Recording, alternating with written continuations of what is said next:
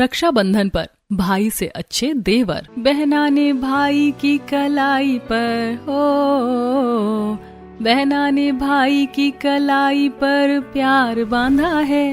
अरे वाह वाह, लगता है लता मंगेशकर साक्षात आज यही सुल्तानगंज की गलियों में पधारी है। वाह भाई वाह, क्या बात है, आज तो बड़े गाने गुनगुनाए जा रहे हैं। अरे तो और नहीं तो क्या, परसों रक्षाबंधन जो है, मैं तो बड़ी खुश हूँ। तू पागल है क्या? हर बार रक्षाबंधन को क्या होता है तुझे पता है? फिर तू 1 महीने तक रोती रहती है और फिर भी इतनी खुश है, पागल सी। अरे यार, इस बार ऐसा नहीं होगा, भाभी जो आ गई हैं। अच्छा जी, तो बताओ क्या प्लान है इस बार रक्षाबंधन का? देख, सबसे पहले तो मैं आज बढ़िया सी राखी खरीदूंगी अपने भाई भाभी के लिए, मेहंदी लगाऊंगी, बढ़िया सी तैयार होंगी, मेरा ना वो वाला अनारकली वाला पटियाला सूट है ना, वो सूट पहनूंगी और अपने भाइयों के लिए मस्त शाही पनीर, मलाई कोफ्ता, दाल मखनी, नवरत्न कढ़ी, बटर नान ये बनाऊंगी और मस्त सेवई वाली खीर बनाऊंगी अपने हाथों से। और अब तो भाभी भी है तो बहुत मजा आएगा। चल अच्छा है, होली खुश, बस वैसा ना हो जैसा कि हर साल होता है। नहीं यार, इस बार ऐसा कुछ नहीं होगा। हाँ देख, हम कितने पंचायती हैं, चलते चलते हम दुकान पे भी आ गए। पूजा और रितु हंसते गपशप करते हुए बाजार की एक मशहूर राखी की दुकान पर पहुंचती हैं। दुकान पर चारों तरफ रंग बिरंगी राखियां सजी हुई हैं। भैया जरा बढ़िया सी राखियां दिखाना, मुझे अपने भाइयों के लिए 2 राखी चाहिए और 1 राखी हमारे प्यारे कान्हा जी के लिए और एक लंबी और सुंदर वाली राखी मेरी प्यारी भाभी के लिए। अरे मैडम, आप जितनी ज्यादा नखरीली हो, इतनी सारी राखियां दिखा दी पर आपको एक भी पसंद नहीं आ रही है। अरे भैया, मैं अपने भाइयों के लिए राखी ले रही हूँ, तो क्या अच्छी राखी नहीं लूंगी? और अच्छी अच्छी राखियां दिखाओ ना। हाँ दिखा तो रहा हूँ, लेकिन ये वाली बहुत महंगी है। अरे रहने दो भैया, मैंने बहुत सारे पैसे बचाए अपनी पॉकेट मनी के जोड़ जोड़ के, मैं राखियां तो बहुत अच्छी ही लूंगी। तभी दुकान पर पूजा की 2 और सहेलियां मोहिनी और माधवी भी पहुंच जाती हैं। अरे वाह वाह वाह, आ गई तू, क्या चल रहा है? हो रही है तुम्हारी रक्षाबंधन की फुल तैयारियां? हाँ हाँ यार, देख देख कितनी एक्साइटेड है रक्षाबंधन के लिए। तू कितना भी एक्साइटेड हो ले पूजा, हमें हर बार का पता है। नहीं नहीं, इस बार कुछ नहीं होगा, मेरी नई नई भाभियां आई हैं, इस बार सब अच्छा होगा। अरे पगली, जब अपना भाई सगा नहीं होता ना, तो भाभियां कतई सगी नहीं होती हैं। ये वाली बात गांठ बांध के रख लियो। अरे यार देखा जाएगा, तुम लोग हमेशा ऐसे डराया मत करो, मुझे अपनी पसंद की चीजें लेने दो ना। अरे यार छोड़ो ना तुम लोग, और वो खुश है तो उसको खुश रहने दो थोड़ा सा, कम से कम आज तो खुश रह ही सकती है रक्षाबंधन के दिन, क्या पता आगे क्या हो। चल ठीक है, सब अच्छा ही होगा, तो टेंशन मत ले। भैया ये लो, 4 राखियां फाइनल कर दी है मैंने, बताना जरा कुल कितने रुपए हुए? कुल 650 रुपए हुए मैडम। चल ठीक है, अब घर चले?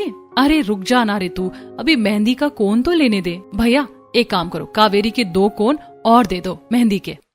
अरे 2 कोन क्यों, तेरे तो 1 कोन में ही लग जाएगी। अरे पगली, मैं सिर्फ अपने लिए थोड़े ना लगाऊंगी, भाभी के भी तो हाथों में लगाऊंगी ना।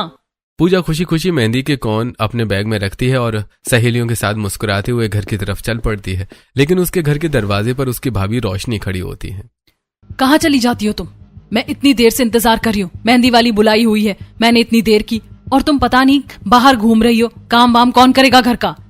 अरे भाभी वो तो बस मैं, अरे यार तू ना अपने घर का रायता समेट, मैं जा रही हूँ। ये कहकर रितु और बाकी सहेलियां तुरंत वहां से घबराकर चली जाती हैं। पूजा सहमी हुई है। अरे भाभी आप चिंता क्यों कर रही हो, मैं तो राखी लेने के लिए गई थी, देखो मैं आपके लिए भी मेहंदी का कोन लाई हूँ।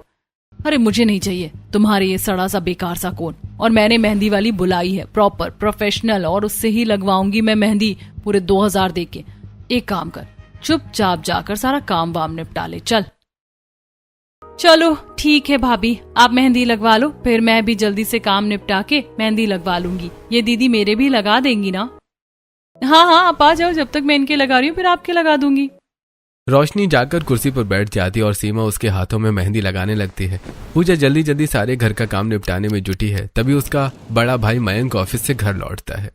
अरे भैया चलो आ गए आप, लो पानी पी लो आप, और भाभी अब आप देख लो ना काम, आपकी मेहंदी थोड़ी सूख भी गई है। तेरे को शर्म नहीं आती है?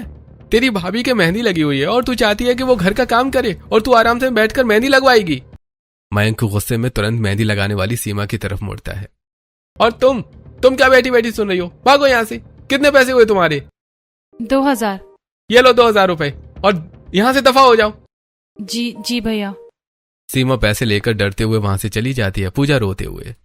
लेकिन भैया रक्षाबंधन है, मैं भी तो मेहंदी। अरे तो तू मेहंदी लगवा के कौन सा ससुराल जाना है तुझे अभी? वो तो अपने मायके जाएगी मेहंदी लगवा के।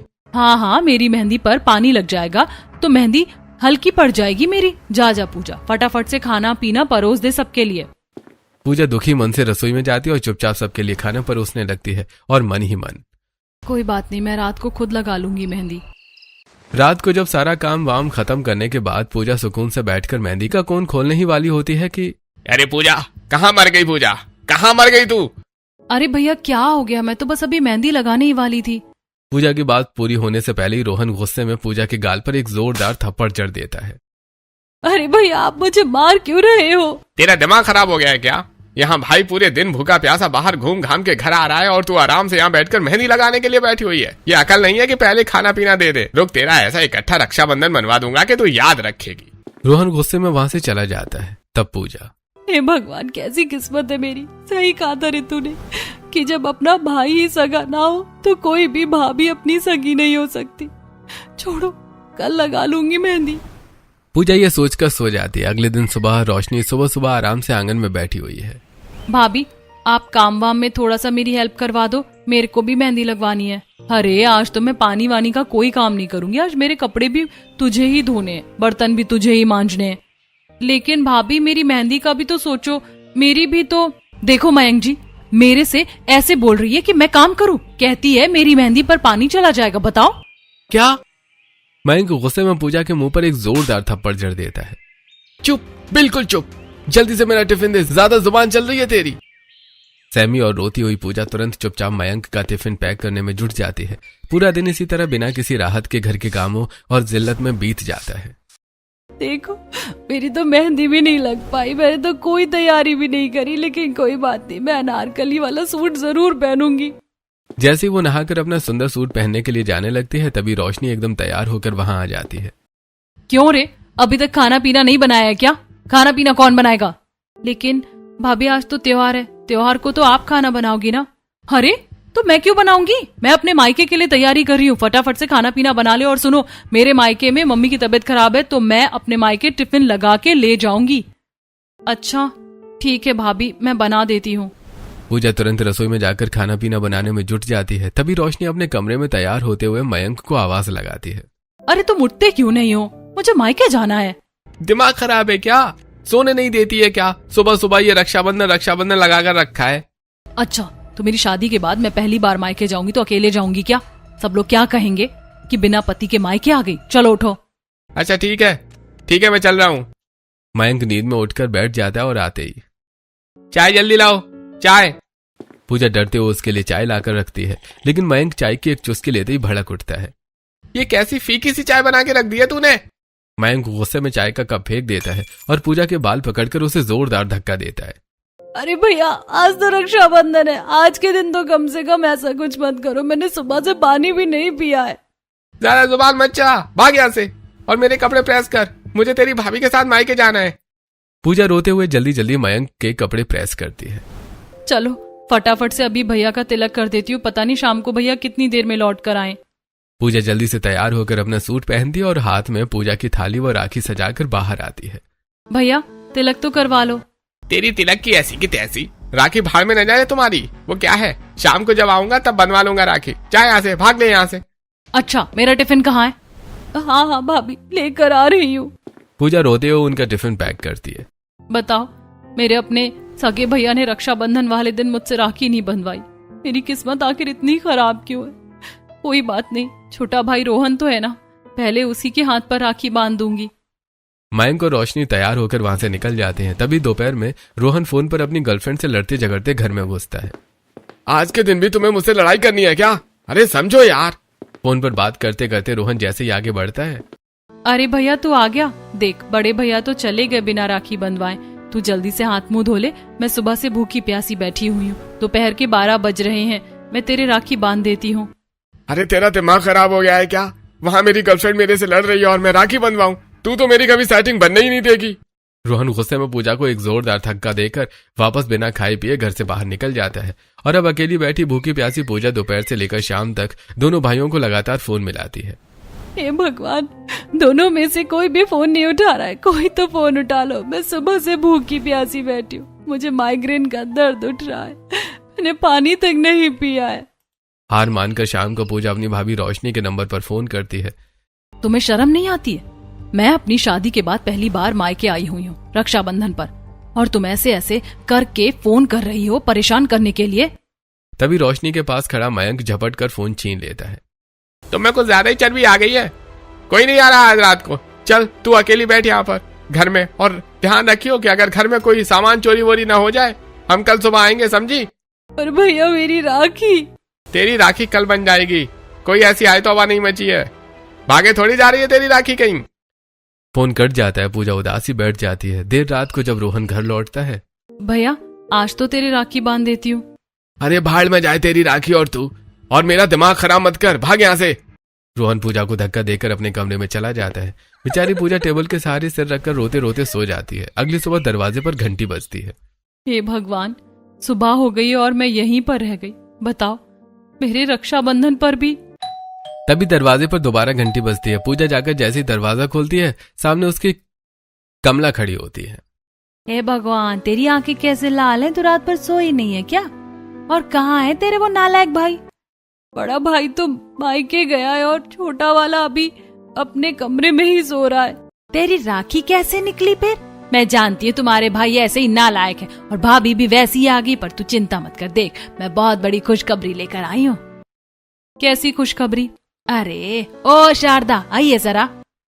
कमला अपने साथ मैरिज ब्यूरो वाली दलाल शारदा मौसी को अंदर लेकर आती है। नमस्ते बेटा, देख मैं तेरे लिए बहुत अच्छा रिश्ता लेकर आई हूँ। अरे आप भी क्या बात कर रही हो? चलो अंदर आओ। पूजा अंदर आकर उन्हें चाय पानी पिलाती है। शारदा मौसी उसकी तारीफ करती है। तभी अचानक मयंक और रोशनी भी मायके से लौटकर वहां आ जाते हैं। आगे महाराज, ये नहीं कि रक्षाबंधन पर अपनी बहन से राखी बंधवाते। अरे तूने आते ही चुगली कर दिया हमारी। अरे नहीं भैया, मैंने कुछ नहीं बोला। अरे इसी ने बोला होगा। यही है नालायक, हमें परिवार वालों की नजरों में बुरा बना रही है। चुप, बिल्कुल मुझे सब पता है कौन अच्छा है कौन बुरा है। मुझे तुम लोगों को समझाने की जरूरत नहीं है। अब चुपचाप शांति से बैठ जाओ सब। तभी छोटा भाई रोहन भी अलसाते हुए कमरे से बाहर निकलता है। अरे पूजा, कहाँ मर गई नालायक लड़की? ला मेरे को चाय दे। दिलवाऊं तुझे चाय? चुपचाप जाकर वहाँ शांति से बैठ। देखो, मैंने इस लड़की के लिए एक बहुत अच्छा रिश्ता देखा है, क्योंकि तुम लोग तो इसे ढंग से रख नहीं पा रहे हो। अरे आप ऐसी बातें कर रही हो, पर हम अभी से शादी का खर्चा कहाँ से ला पाएंगे? चलो अच्छा, शादी वादी हो जाएगी तो इससे हमेशा के लिए पीछा छूटेगा। इसके बाद इस छोटे वाले रोहन को भी घर से बाहर निकाल दूंगी। फिर आराम से पूरे घर पर मेरा ही कब्जा होगा। वैसे भी ये अपनी गर्लफ्रेंड के चक्कर में पागल रहता है। अरे नहीं जी, रुकिए। आखिर बहन की शादी तो करनी ही पड़ती है ना, और बहन को जिंदगी भर के लिए थोड़ी ना घर में बिठा के रख सकते हैं। हाँ, मुझे सब पता है कि तू क्यों इतनी जल्दी इसकी शादी करवाना चाहती है, पर फिलहाल इसकी शादी होना जरूरी है, वरना तुम राक्षस जैसे भाई तो इस बेचारी को नोच कर ही खा जाओगे। सुनो, जो रिश्ता आया है, घर में कुल मिलाकर 6 लोग हैं। सास है, पति है और इसके 4 देवर बनेंगे। वाह, मजा आ गया। अरे वाह, अब ये पूरे घर का काम करेगी। तब इसको पता चलेगा कि मायके और ससुराल में क्या फर्क होता है। अभी तो ये बहुत उछल रही है ना। हाँ बिल्कुल, हाँ कर दो। हमें ये रिश्ता मंजूर है। हाँ करवा दो शादी, हमें कोई दिक्कत नहीं है। पर फिर भी सोच लो, सास का व्यवहार बहुत सख्त और कड़क है। अरे तभी तो मजा आएगा, और तभी इसकी अकल ठिकाने आएगी। चलो कोई बात नहीं, भगवान ने चाहा होगा, जहाँ जोड़ी बनाई होगी महादेव ने, वहीं इसकी शादी होगी। हो सकता है। सबकी सहमति से पूजा का रिश्ता पक्का हो जाता है। कुछ ही दिनों में पूजा की शादी उस घर में हो जाती है। विदाई के वक्त हाय हाय, कैसे भाई हैं और कैसी भाभी है। भाई तो बहन की रक्षा करते, और इन्होंने तो अपनी बहन को ऐसी खतरनाक जगह ब्याह दिया। और उस जमींदारिन सास के बारे में तो सब जानते हैं, वो किसी को नहीं छोड़ती। अब इस बेचारी का भगवान ही मालिक है, जाने उसके साथ क्या क्या करेगी वो। पड़ोसनों की इन बातों के बीच पूजा ससुराल के लिए विदा हो जाती है और पूजा अपने ससुराल पहुंचती है। हे भगवान, पता नहीं मेरा क्या होगा इस घर में। जैसे ही पूजा घर के अंदर कदम रखती है, उसकी सास सुमित्रा आगे बढ़ती है और अचानक उसे अपने गले से लगा लेती है। पता नहीं ये सब ढोंग है या दिखावा, या फिर सच्चा प्यार। भगवान जाने मेरी किस्मत में क्या लिखा है। बेटा, आज से तुम मेरी बहू नहीं।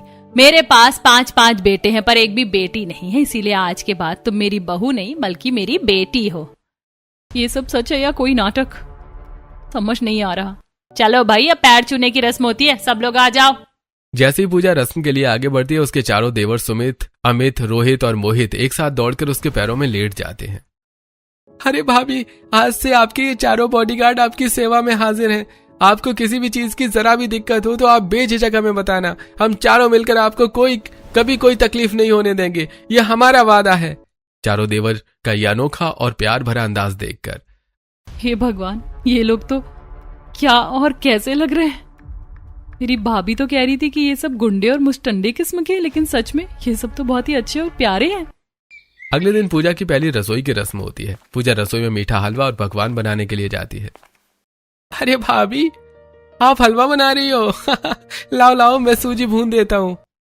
और लाओ, मैं मेवा काट देता हूँ। और भाभी, मैं आटा गूंथ दूंगा। और मैं पूरी छान दूंगा, और सब्जी तो मैं ही बनाऊंगा। चारों देवर मिलकर चुटकियों में पूजा की पूरी मदद कर देते हैं। ये सब देखकर सास, तो भगवान मेरे परिवार को किसी की नजर ना लगाए। कितना अच्छा परिवार है मेरा। शाम के समय सब लोग मिलकर खाना खाते हैं और चारों देवर बड़े प्यार से अपने नई भाभी को अपने हाथों से खाना खिलाते हैं। अरे भाभी, आप हमारे हाथ से खाओ ना, लो। ये सब देखकर सुमित्रा का दिल खुशी से भर जाता है। बहू की पगफेरे की रस्म है। अरे मम्मी, हम भी अपनी भाभी के साथ पगफेरे की रस्म में जरूर जाएंगे। देख लो भाई, हमने तुम्हारे भैया भाभी के बारे में सुन तो बहुत रखा है, कहीं ऐसा ना हो कि उन्हें बुरा लग जाए। अरे नहीं नहीं मम्मी, कोई बुरा नहीं मानेगा। सास पूजा को विदाई में एक शानदार डायमंड सेट, एक से बढ़कर एक साड़ियां और एक महंगा गुच्ची का पर्स देती है। उसके बाद चारों देवर अपनी भाभी को शाही अंदाज में गाड़ी में बिठाकर मायके लेकर पहुंचते हैं। जैसे वो मायके पहुंचते हैं, चारों देवर गाड़ी से उतरकर बड़े अदब से पूजा का हाथ पकड़कर उसे उतारते हैं। अरे भाभी, आपको पसीना आ रहा है, लाओ मैं हवा कर देता हूँ। अरे अरे भाभी, लाओ मैं आपके पैर दबा देता हूँ। मायके की भाभी रोशनी ये सब नजारा अपनी आंखों से देखती है और बताओ कैसे देवर है, कुत्ते की तरह पीछे पीछे लगे हुए। मैंने तो क्या सोचा था और क्या हो रहा है। अरे भाभी देखिए, मेरी सास ने मुझे कितना सुंदर डायमंड का नेकलेस दिया है। हाँ हाँ दिख रहा है, पर हमने तो सुना था कि तेरी सास बहुत नालायक और खतरनाक है। अरे नहीं भाभी, आप लोगों ने गलत सुन रखा है। वो तो बहुत अच्छी है, मुझे इतना प्यार देती है, मुझे अपनी बेटी मानती है। पूजा अपनी ससुराल की इतनी तारीफ करती है जिसे सुनकर रोशनी मन ही मन बुरी तरह सुलगने लगती है। रोहन नींद में अंगड़ाई लेते हुए बाहर आते हैं। अरे अरे देखो देखो, नौकर बना के रखा हुआ है। अपने देवर को है, तू यही तो चाहती है ना। अच्छा है हम तेरे भाई तेरे बहकावे में नहीं आए। हाँ बिल्कुल। अरे भाभी, आप चलो यहाँ से। हमारी भाभी यहाँ किसी का बकवास सुनने या बेइज्जती कराने के लिए नहीं आई है। हम अपनी भाभी को किसी से एक पल भी बेइज्जती नहीं करवाएंगे। यह कहकर चारों देवर इज्जत के साथ पूजा का हाथ पकड़कर उसे वहां से तुरंत अपने साथ वापस ससुराल ले जाते हैं। पूजा के ससुराल लौटने के बाद वहां का माहौल बेहद खुशहाल और प्यार भरा रहता है। विक्रम अपने काम धंधे में बहुत ज्यादा व्यस्त रहता है, इसलिए पूजा की हर छोटी बड़ी खुशी का ख्याल उसके चारों देवर रखते हैं। अरे भाभी चलिए, आज हम आपको मॉल से बढ़िया सी शॉपिंग करवा के लाते हैं। चारों देवर अपनी भाभी पूजा को शॉपिंग कराने मॉल ले जाते हैं। वो बड़े प्यार से खुद उसे कपड़े पसंद कराते हैं। अरे अरे भाभी, आप ये वाली ड्रेस पहन लो, ये आप पर बहुत अच्छी लगेगी। जब वे मॉल में होते हैं तो इत्तेफाक से रोशनी की सहेली वहां आ जाती है और ये सब देखकर हैरान रह जाती है। अरे रोशनी, तू यहाँ बैठी और इधर तेरी ननद पूजा को उसके चारों देवर मॉल में महारानियों की तरह शॉपिंग करवा रहे हैं, नए नए कपड़े दिलवा रहे हैं। अब तो मुझे कुछ करना ही पड़ेगा। मैं इसकी ऐसी खुशियां और ऐशो आराम बिल्कुल नहीं देख सकती। रोशनी तुरंत अपने पति मयंक के पास जाती है और जिद करने लगती है। सुनो जी, मुझे अभी के अभी मेरे लिए एक सोने की अंगूठी बनवा कर दो। अरे दिमाग खराब हो गया है क्या तुम्हारा? अचानक सोने की अंगूठी कहाँ से लाऊं? अरे तुम्हें शर्म नहीं आती? उधर तुम्हारी बहन डायमंड में ऐश कर रही है और तुम मुझे एक सोने की अंगूठी के लिए भी तरसा रहे हो। रोशनी का गुस्सा शांत नहीं होता।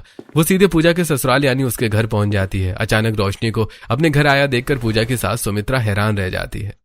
अरे बेटा रोशनी, तुम यहाँ इस वक्त कैसे? सब ठीक तो है ना? अरे मम्मी जी, बस ऐसे अचानक से पूजा की बहुत याद आ रही थी तो मैं खुद को रोक नहीं पाई और मिलने चली आई। पूजा अपनी भाभी को अचानक सामने देखकर, अरे मेरी भाभी को अचानक से मेरी याद कैसे आ गई? ये यहाँ क्या करने आई है? अच्छा चलिए कोई बात नहीं, आइए भाभी अंदर आइए। रोशनी घर के अंदर कदम रख लेती है और मौके का इंतजार करती है। घर में चारों देवर अपनी भाभी पूजा की पलक पावड़े बिछाकर सेवा करते हैं। एक दिन देवर अपने हाथों से पूजा को खाना खिला रहे होते हैं और उसे ठसका लग जाता है। अरे भाभी लाओ पानी पियो, ठसका लग गया है आपको। देवर उसे पानी पिलाते हैं। इसी तरह एक दिन कमरे के अंदर पूजा सज संवर कर तैयार हो रही होती है कि तभी अरे लाओ भाभी, आज हम चारों मिलकर आपकी बहुत अच्छी सी हेयर स्टाइल बना देते हैं। कोई उसके हेयर स्टाइल बना रहा होता है तो कोई प्यार से उसके पैर दबा रहा होता है। ये सब देखकर पास ही खड़ी रोशनी इस बात का फायदा उठा लेती है और चुपके से इन सभी पलों को गलत एंगल से तस्वीरें खींच लेती है।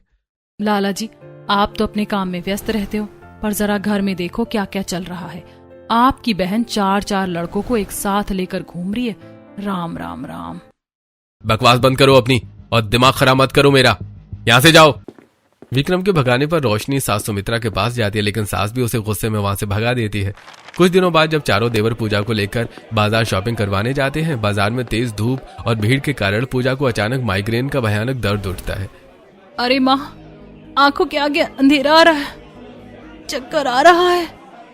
ये देखते ही चारों देवर घबरा जाते हैं और उसे तुरंत अपनी गोद में उठाकर घर ले आते हैं। घर पर तुरंत डॉक्टर को बुलाया जाता है। घबराइए मत, पर इन्हें तुरंत आराम चाहिए। और एक बात, ये प्रेग्नेंट है। डॉक्टर के जाते ही रोशनी को सबसे बड़ा हथियार और मसाला मिल जाता है। वो मौके पर देखा आप सबने, ये तस्वीरें गवाह है। ये बच्चा भी तुम्हारा नहीं है, बल्कि तुम्हारे ही इन 4 भाइयों का है। रोशनी की इन जहरीली और गंदी बातों को सुनकर पति विक्रम अंदर ही अंदर सुलगने लगता है। वो सबसे पहले अपने चारों भाइयों को घर से दूर बाहर पढ़ने के लिए भेज देता है। इसके बाद, निकल जाओ मेरे घर से। आज से इस घर में तुम्हारे लिए कोई जगह नहीं है, और ना ही इस बच्चे से मेरा कोई वास्ता है। सुनिए, विश्वास कीजिए मुझ पर, मैंने कुछ नहीं किया। ये बच्चा आपका ही है, मुझे ऐसे घर से मत निकालिए। झूठ मत बोलो, सब सच साफ साफ दिखाई दे रहा है। दफा हो जाओ मेरी आंखों के सामने से। विक्रम बेरहमी से धक्का देकर गर्भवती पूजा को घर की देहरी से बाहर धकेल देता है और दरवाजा बंद कर लेता है। बेसहारा और बेकसूर पूजा रोते बिलखते हुए किसी तरह अपने मायके पहुंचती है। अरे अरे, देखो तो कौन आया। अपनी करतूते करवा के मायके मुंह उठाने चली आई। शर्म नहीं आती तुम्हें? भाभी प्लीज मुझे अंदर आने दो, मैं बेकसूर हूँ। विक्रम ने मुझे घर से निकाल दिया है। निकल यहाँ से, हमारे घर के लिए तुम्हारी कोई जगह नहीं है, उल्टा कहीं की। रोशनी दरवाजा बंद कर लेती है। मायके से भी दुत्कारे जाने के बाद बेसहारा पूजा सड़कों पर भटकने लगती है। वो लोगों से काम मांगती है, लेकिन अकेली औरत को देखकर कोई भी उसे अपने यहाँ काम नहीं देना चाहता। ठोकरे खाते खाते आखिरकार पूजा एक शांत जगह पर बने आश्रम और गौशाला के पास पहुंचती है। वहां एक बुजुर्ग वैद्य जी होते हैं। बाबा, मुझे बहुत भूख लगी और रहने के लिए कोई जगह नहीं है। मैं यहाँ गौशाला में कोई भी काम कर लूंगी, बस मुझे थोड़ी सी शरण दे दो। अरे बेटी, रो मत, तू बिल्कुल सुरक्षित है यहाँ। देख रहा हूँ तेरी हालत। अरे तू पेट से है बेटा, जा आराम कर और यही गौशाला में गायों की सेवा किया कर। आज से ये तेरा ही घर है। पूजा वहीं गौशाला में रुक जाती है और दिन रात मन लगाकर गायों की सेवा करने लगती है। इस तरह धीरे धीरे 1 महीने से लेकर 5-6 महीने बीत जाते हैं। उधर रक्षाबंधन का त्योहार नजदीक आ रहा होता है। विक्रम द्वारा घर से बाहर भेजे गए चारों देवर आपस में फोन पर बात कर रहे होते हैं। अरे भाइयों, इस बार रक्षाबंधन पर हम घर जाकर अपनी प्यारी भाभी पूजा से ही राखी बंधवाएंगे। हाँ भाई, बिल्कुल सही कह रहे हो। इस बार भाभी को सरप्राइज देंगे। चारों देवर बहुत उत्साह के साथ घर पहुंचते हैं और अपनी भाभी को आवाज लगाते हैं, लेकिन जब घर में कोई जवाब नहीं मिलता तो देवर सीधे पूजा के मायके पहुंच जाते हैं। अरे तुम किस पूजा की तलाश कर रहे हो? वो कुल्टा और करमजली तो जाने कब की घर से भाग गई। तुम्हारे भाई विक्रम ने उसे धक्के मारकर घर से निकाल दिया। रोशनी की इन गंदी बातों को सुनकर चारों देवर का खून खौल उठता है। अगर हमारी भाभी को कुछ भी हुआ तो देखना, हम छोड़ेंगे नहीं। अब हम अपनी बेकसूर भाभी को ढूंढ कर ही रहेंगे। चारों देवर अपनी बेकसूर भाभी पूजा की तलाश में निकल पड़ते हैं। वो आसपास के कई गांवों में लोगों से पूछते हैं। आखिरकार उन्हें पता चल जाता है कि पास के ही एक गांव की गौशाला में एक गर्भवती महिला रहती है। चारों देवर तुरंत दौड़कर उस गौशाला में पहुंचते हैं, वहां 6 महीने की गर्भवती पूजा को देखकर। भाभी, हमें माफ कर दीजिए, हमसे बहुत बड़ी भूल हो गई। आप इस हालत में यहाँ अकेली भटक रही हैं। भैया, आप लोग यहाँ कैसे? पूजा उन्हें रोते हुए सारी आप बीती बताती है। ये सब सुनकर, अच्छा, तो ये सब उस डायन रोशनी और आपके भाइयों का किया धरा है। हमें तो पहले ही शक था, अब हमें इस चीज का पर्दाफाश करना ही होगा। इसके बाद चारों देवर सीधे रोशनी के घर पहुंच जाते हैं और उसे डराते धमकाते हैं। चुपचाप सच सच बता दे रोशनी, वरना आज तेरी खैर नहीं है। तूने हमारी बेकसूर भाभी के साथ जो घिनौना खेल खेला उसका सच अभी उगल, वरना अंजाम बहुत बुरा होगा। डर के मारे रोशनी कांपने लगती है और कैमरे के सामने अपनी सारी करतूत और झूठ कबूल कर लेती है। देवर सच्चाई का वीडियो बना लेते हैं। हाँ, सब सच है। पूजा, मैंने और तुम्हारे भाइयों ने मिलकर तुम्हें फंसाने के लिए वो झूठी तस्वीरें और साजिश रची थी। हमें माफ कर दो। वीडियो का सबूत लेकर चारों देवर सीधे अपने घर लौटते हैं और वो वीडियो अपने भाई विक्रम और अपनी माँ सुमित्रा को दिखा देते हैं। वीडियो देखते ही, पूजा मुझे माफ कर दो, मैंने एक वहमी और अंधे पति की तरह तुझ पर शक किया और तुझे घर से बाहर निकाल दिया। मुझसे बड़ा पापी कोई नहीं है। बेटी हमें माफ कर दे, उस डायन की बातों में आकर हमने अपनी ही बेटी पर जुल्म ढाए। उठिए आप सब, मैंने सबको माफ कर दिया है। रक्षाबंधन से 2 दिन पहले का समय है। घर में एक बार फिर खुशियों का माहौल लौट आया है। सास सुमित्रा, चलो बेटा, हमारे सारे गिले शिकवे दूर हो गए। अब रक्षाबंधन आने वाला है तो चलो मिलकर उसकी तैयारियां करते हैं। सास प्यार से पूजा को बाजार ले जाती है ताकि उसे मेहंदी लगवा सके। रास्ते में उसे सुंदर सुंदर कपड़े और तोहफे दिलाती है। बोलिए बहू, कौन सी राखी पसंद है तुझे? मम्मी जी, मुझे अब और कोई राखी नहीं चाहिए, बस एक ही राखी लेनी है मेरे प्यारे कान्हा जी के लिए, क्योंकि मेरे अपने भाई तो मुझे ठुकरा चुके हैं। पूजा की यह बात सुनकर चारों देवर बाजार से 4-5 बहुत ही सुंदर सुंदर राखियां, मिठाइयां और अपने भाभी के लिए ढेर सारे प्यारे प्यारे गिफ्ट्स खरीद लेती हैं। रक्षाबंधन की सुबह, पूजा आज रक्षाबंधन के दिन हमें जी के घर जाना है राखी बंधवाने के लिए, क्योंकि बुआ जी चल नहीं सकती हैं। मैं और बाकी सब भाई लोग उनके घर जा रहे हैं। और बहू, मैं भी अपने मायके जा रही हूँ, तो तू घर पर अकेली रह लेगी ना? हाँ हाँ मम्मी जी, आप जाइए, मैं घर संभाल लूंगी। मुझे वैसे भी कहाँ जाना है, मेरा अपना कौन सा मायका बचा है अब। सबके जाने के बाद पूजा घर में अकेली सोफे पर बैठी होती हैं। उसके फोन पर बार बार रक्षाबंधन की रील्स और वीडियोस आ रही होती हैं, जिन्हें देखकर वो गुस्से और दुख में अपना फोन दूर फेंक देती है और सीधे मंदिर में चली जाती है। मंदिर में मूर्ति के सामने बैठी पूजा लड्डू गोपाल को राखी बांधते हुए, हे कान्हा जी, आज रक्षाबंधन पर मेरे अपने सगे भाइयों ने मुझे अनाथ कर दिया। तभी उसके चारों देवर सुमित, अमित, रोहित और मोहित अपनी कलाई आगे करके खड़े होते हैं और उनके हाथों में सुंदर राखियां होती हैं। अगर आपके सगे भाई नहीं है तो क्या हुआ भाभी, हम चारों भी तो आपके ही भाई हैं, क्या आप हमारी कलाई पर राखी नहीं बांधोगी? ये सुनकर पूजा की खुशी का ठिकाना नहीं रहता। उसकी आंखें खुशी के आंसुओं से भर जाती हैं। तभी पीछे से सास सुमित्रा और पति विक्रम भी मुस्कुराते हुए आ जाते हैं। अरे बिल्कुल बांधो बेटा, देवर भी तो भाई के समान ही होते हैं। हाँ बिल्कुल, और सच कहूँ तो मुझे मेरे मायके के उन स्वार्थी भाइयों से कई गुना अच्छे और प्यारे देवर ससुराल में मिले हैं। पूजा अपने चारों देवर की कलाई पर एक एक करके बहुत प्यार से राखी बांधती है। इसके बाद सब एक दूसरे को मिठाई खिलाते हैं। देवर अपनी भाभी को छुपाकर लाए हुए सारे सुंदर सुंदर गिफ्ट निकालते हैं और उसे देते हैं। अरे चलो भाभी, अब इस खुशी में शाम का सारा खाना हम बाहर रेस्टोरेंट में खाएंगे। चारों देवर, सास, पति और उनकी प्यारी भाभी पूजा हंसते खिलखिलाते हुए बाहर डिनर के लिए रवाना होते हैं।